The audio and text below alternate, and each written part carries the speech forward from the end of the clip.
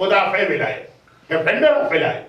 صحیح بخاری کا ایک جملہ قیامت تک کے لیے ایک ایسی دلیل بنتا، ساخطۃ حتی ماتت۔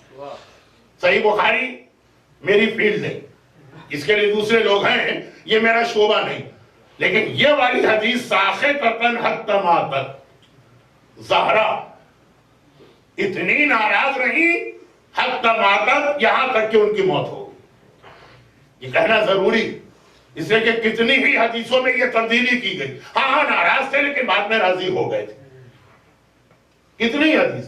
تو یہ جو ایک لوگوں نے نسخہ نکالا ہے کہ اپنی طرف سے یہ ایڈیشن جہاں دل چاہے کر لو، حرام کو حلال، حلال کو حرام، دشمن رسول کو محب رسول بنا ڈال۔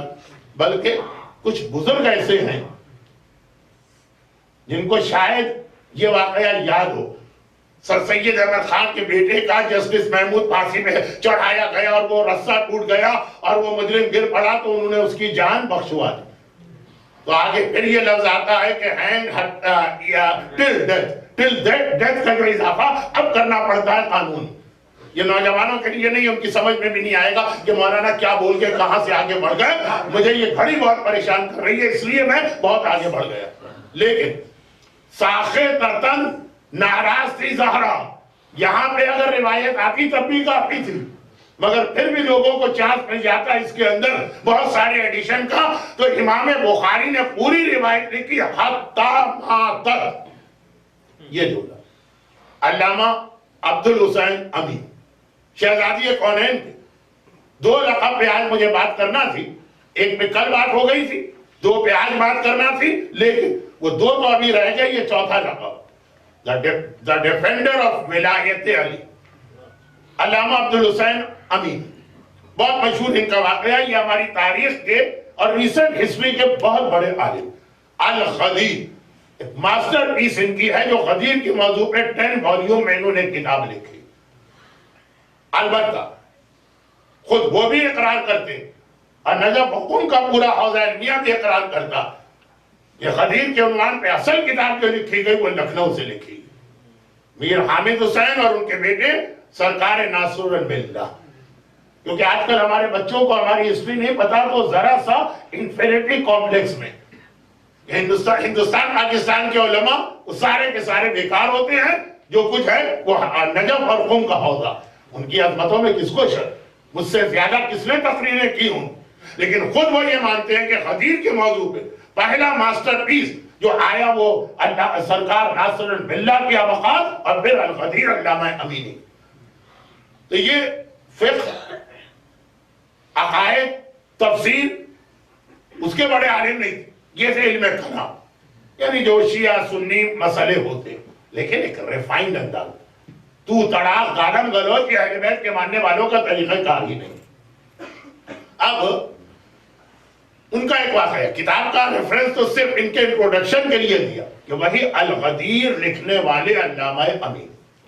اچھا اب دیکھیے یہ ہیومن نیچر، ایک ہی واقعہ دو جگہ پیش آئے، حلب میں بھی، ایلیپو جو آج کل دشمنان اہل بیت کا سب سے بڑا مرکز بنا ہوا ایلیپو، وہاں اس واقعے کے نتیجے میں ہنڈریڈز اور ہنڈریڈز غیر شیعہ بنے، اور وہی واقعہ مکے میں پیش آیا، وہاں بھی لوگوں نے وہی دلیل سنی اور خاموشی سے اٹھ کے چلے۔ علامہ عبد الحسین امینی یا علامہ امینی شارٹ کر کے حج پر گئے، اور یہ شاہ سعود کا زمانہ تھا۔ اچھا یہ جو جتنی دشمنیاں شیعہ سنی کے درمیان آج کل پیدا کر دی گئی، پہلے اختلافات تھے، دشمنیاں تھی، لیکن اس انداز کی نہیں تھی۔ یہ ایران کے انقلاب کے بعد، یہ صحیح اسلام کے انٹروڈکشن کے بعد، دونوں فرقوں میں ایسے آدمی پلانٹ کیے گئے کہ دونوں فرقوں کے لوگوں کو بڑے اچھے لگنے لگے، تو بہت اچھی باتیں کر رہے، اور ان کا ایک ہی مقصد تھا کہ کسی طرح مسلمانوں کو ڈیوائیڈ کیا جائے۔ خالی امام خمینی ہی نے نہیں فرمایا، یہ جو شیعہ سنی اختلاف کی بات کرتا ہے وہ نہ شیعہ ہے نہ سنی۔ آقا سیستانی نے بھی حال میں یہ کہا کہ یہ آپ کے بھائی ہیں اور بھائی کی طرح سے ان کے ساتھ ٹریٹ کریں گے۔ لیکن باتیں بہت بڑھتی چلی جائیں گی تو میں پھر اصل واقعے پر ہوں۔ جب وہ مکہ مکرمہ حج پر گئے، ایک پرسنالٹی تھی، اور لبنان کے سارے شیعہ سنی کرسچن سب جانتے تھے کہ کتنی پاورفل پرسنالٹی ہے. تو مکے میں خانہ خدا کے امام جماعت نے دعوت دی. اب یہ جو جملہ آ گیا ہے کہ پہلے اختلاف تھے، دشمنیاں تھی، کفر کے فتوے بھی تھے، لیکن اس کے باوجود میل ملاپ تعلقات یہ سب ہوتے. شاہ سعود جب شاہ ایران کے زمانے میں ایران کے وزٹ پہ گیا تو خاص اس نے خواہش ظاہر کی کہ مجھے قم جا کے آغا بروجردی جیسے عظیم عالم سے ملاقات کرنا. ہمارا کتنا بڑا مرج ہے، اپنے ہی مومنین گالیاں دیتے ہیں، لیکن خیر آغا بروجردی کے زمانے تک ایک احترام مراجع کا تھا. آغا بروجردی نے منع کر دی. مہمان آ رہا ہے، منع کرنے کی ضرورت نہیں تھی، لیکن کہا کہ وہ یہاں قم میں آئے اور میرے گھر آئے گا. شاہ سعود معصومہ قم کے روضے پہ نہیں جائے گا، تو ان کے عقیدے کا مسئلہ، اور میں یہ برداشت نہیں کر سکتا کہ کوئی شہزادی معصومہ قم کے شہر میں آئے اور نعوذ باللہ ان کو اگنور کر کے مجھ سے ملاقات کے لیے آئے. آیت اللہ محسن الحکیم نے جب حج کیا تھا 66 میں غالباً، خود شاہ فیصل نے ان سے ریکویسٹ کی تھی کہ مکے کے حرم میں نماز جماعت کو آپ لیڈ کریں. میں یہ بتا رہا ہوں کہ وہابیت پہلے بھی تھی، لیکن یہ کچھ ان یوزول طریقے سے دشمنیاں بڑھائی گئی ہیں. تو آقا امینی وہ ان دونوں مراجع کے مقابلے میں سٹیٹس وائز بہرحال کم ہے. یہ توہین کا جملہ نہ بنے. چنانچہ بلایا گیا، دعوت تو بہت آئی، لیکن وہ سب کو منع کرتے رہے. الغدیر ایسی کتاب لکھی امام علی کی ولایت پر، لیکن unnecessary شیعہ سنی بحث میں وہ لگنا نہیں چاہتے. جو آج کل کے چھوٹے چھوٹے بچے ابھی صحیح معنوں میں وہ شاید پیدا بھی نہیں ہوئے اور اتنے بڑے بڑے مسائل میں دخل دینے لگے. کہ یہ unnecessary مسئلہ وہ اپنا عقیدہ بدلیں گے نہیں اور بلا وجہ ایک دشمنی بڑھتی چلی جائے گی. ہر جگہ منع کیا، لیکن جب امام کعبہ نے اسے ریکویسٹ کہ بہرحال آپ اتنے بڑے عالم آئے ہیں اور ہم آپ سے استفادہ کرنا چاہتے ہیں، کہ بس یہی بات، میں آ جاؤں گا کھانے پہ، لیکن کوئی کسی قسم کی بحث آرگومنٹ مناظرہ نہیں ہو. کہا چلے یہی صحیح. آ گئے، مکے کے سارے بڑے علماء جمع کیے گئے. یہ ایک شیعہ عالم کے آنر میں دعوت دی جا رہی، اور اس کے بعد کھانے کے بعد بیٹھے ہوئے تو کسی ایک عالم نے، سب پری پلان تھا، کہا کہ میں خالی بیٹھے ہیں، بک بک گپ شپ غیبتیں تہمتیں جہاں بات شروع ہوتی، کتنی ہی اچھی بات آپ شروع کر کے شیطان اس کو ڈائیورٹ کر کے حرام کی جانب لے ہی جاتا. تو اس نے کہا بات بڑی اچھی کہی، کلمۃ الحق یراد بہل باطل. مولانا نہج البلاغہ میں تو فرمایا کبھی کلمہ حق ہوتا، سامنے والے کا ارادہ اس سے باطل ہوتا.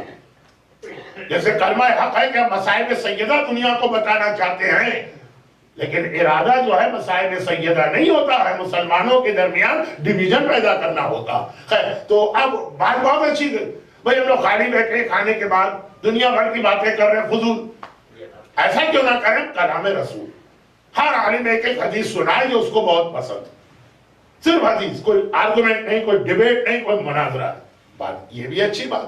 اب شروع ہوئی حدیث، اور ساری حدیثیں ایک ہی انداز کی. بعض ایسے لوگوں کی تعریف کی جا رہی ہے جن کی کبھی پیغمبر نے تعریف کی ہی نہیں. کہا رسول نے ان کے بارے میں یہ کہا ایک حدیث، دوسرے نے دوسری حدیث سنائی، تیسرے نے تیسری حدیث سنائی. علامہ امینی سمجھ گئے کہ یہاں اس وقت یہ حدیث سنانے کا مقصد کیا کہہ کے حدیثیں سنائی جا رہی ہے کہ ہم خالی بیٹھیں گے غیبت ہو، ہم خالی بیٹھیں گے دنیاوی باتیں ہوں، کلام رسول. مگر ساری حدیثوں کا ایک ہی سٹائل تھا. آخر میں علامہ امینی کی باری ہے. انہوں نے کہا میں بھی ایک حدیث سناتا ہوں. یہ ہے کل کے ایک جملے کی مزید وضاحت کہ سورہ قدر کے آخر جو آیت آئی ہے وہ یہی، آغاز شہزادی کونین، اختتام زمانے کا امام، حدیث سنا. اب یہ وہ حدیث ہے جس سے آج متعصب دشمنان اہل بیت علماء ڈینائی بھی کرنے لگے. اس وقت پورا وہابی مجمع بیٹھا ہوا ہے، سب کو حدیث سنا کے کہا یہ حدیث صحیح ہے کہ نہیں. من مات ولم یعرف امام الزمانے ماتا میتۃ الجاہلی. جو مرے اور معرفت امام نہ کرے تو وہ جاہلیت کی موت مرا. کہا یہ حدیث صحیح ہے کہ نہیں؟ سارے علماء نے کہا بالکل صحیح. یہ تو ہمارا نظریہ ہے، یہ تو ہمارا عقیدہ. کہا پھر ایک بات بتا دی کہ شہزادی کون ہے؟ امام زمانہ کے، یعنی جس زمانے کی وہ تھی.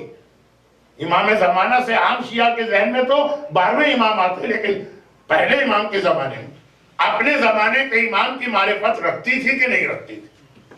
جس زمانے میں شہزادی تھی اس زمانے میں جو بھی امام ہوگا، رسول کی بیٹی اپنے زمانے کے امام کی معرفت رکھتی تھی کہ نہیں رکھتی؟ اگر آپ کہہ دیں کہ نہیں رکھتی تھی تو گویا آپ کہہ رہے ہیں کہ فاطمہ جاہلیت کی موت مری. ہو سکتا ہے کہ آج کوئی ایسا سخت متعصب دشمن اہل بیت ہو جو یہ کہہ دے، لیکن نہیں. اس وقت یہ وہابی علماء بھی، اور میں 500 سال پہلے کی بات نہیں کر رہا، 50-55 سال پہلے ان میں بھی یہ ہمت نہیں. آج مکے کے اندر آپ نماز جمعہ کا خطبہ سنیں، شہزادی کونین کا بھی ذکر ہوتا. بہت جلدی ہو جاتا ہے، اتنی تیزی سے ہو جاتا ہے کہ لوگ سمجھ میں نہیں پاتے، لیکن ہوتا. شہزادی کی ذات تو ایسی ہے کہ جس میں کسی فرقے میں اختلاف نہیں. یہ بتائی کیا فاطمہ جاہلیت کی موت پر؟ سارا مجمع توبہ توبہ کرنے لگا. یہ کیسے ہو سکتا؟ رسول کی بیٹی جاہلیت کی موت تو مر ہی نہیں سکتی. تو کہا بتائیے ان کے زمانے کا امام کون؟ وہ تھا جسے آپ کہتے ہیں. تو پھر یہ کیسے جملہ آ گیا ساخطۃ حتی ماتت؟ فاطمہ اس سے تو اتنا ناراض رہی کہ مرتے دم تک ناراضگی ختم نہیں. اگر وہ امام زمانہ فاطمہ کا تھا تو امام زمانہ سے ناراضگی خود دلیل اس بات کی ہے کہ معرفت نہیں، اور ناراضگی اس بات کی دلیل ہے کہ فاطمہ نے اس کو امام نہیں مانا. تو کون کا فاطمہ کا امام جو فاطمہ کا امام کو نہیں ہمارا امام؟ محمد